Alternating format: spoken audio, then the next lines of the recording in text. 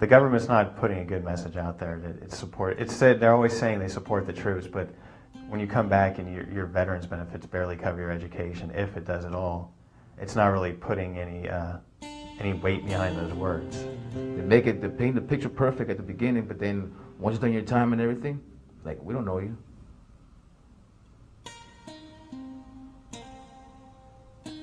While I was deployed overseas, I served as a supply specialist in a military police unit. I was instructor for the Iraqi National Guardsmen, and my third tour I was a tank commander for my platoon. I was in a Navy corpsman attached to 1st Marine Division as a rifle platoon corpsman. For my first deployment, I was in Najaf in 2004. We fought the Sadr militia in the Battle of Najaf in the Wadi As-Salam cemetery. Done 8 years in the service, and out of those 8 years, I've been part of 2 major operations, Operation Enduring Freedom and Operation Iraqi Freedom.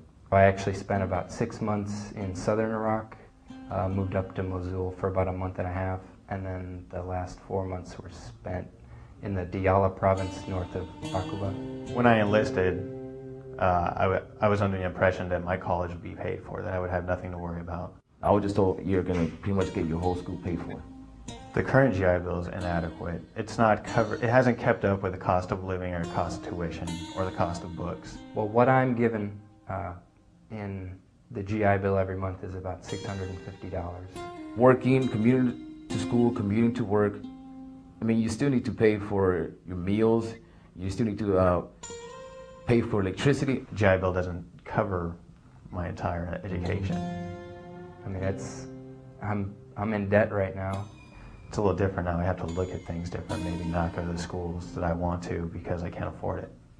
Back in World War II, the vets that came home, their tuition and room and board and books and everything was fully covered by the GI Bill. The Servicemen's Readjustment Act of 1944, better known as the GI Bill of Rights. Tuition is taken care of, funds are provided for laboratory fees, books, supplies, and equipment are included. It's not the same as it was in World War II, I guess, with the benefits that we're getting today. Senator Jim Webb, decorated Marine Vietnam veteran, has a new GI Bill that covers tuition to the price of a state college. Bring the old GI Bill back and allow these young men and women, if they served on active duty, to be able to exercise those GI benefits without paying into the system that they now have to pay into. This seemed to me to be a no-brainer, a true and meaningful GI Bill benefit for those who've been serving since 9/11. If the new bill passed, I think everybody will jump for joy.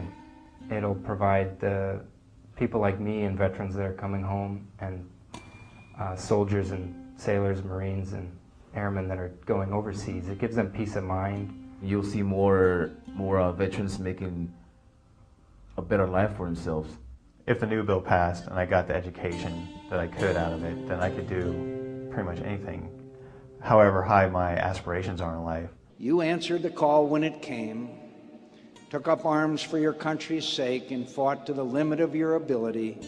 I wouldn't have the faintest idea why a member of Congress wouldn't want to support this. If I could talk to John McCain, I would try to appeal to him as a fellow veteran. He should understand how hard it is for veterans to transition back into civilian life.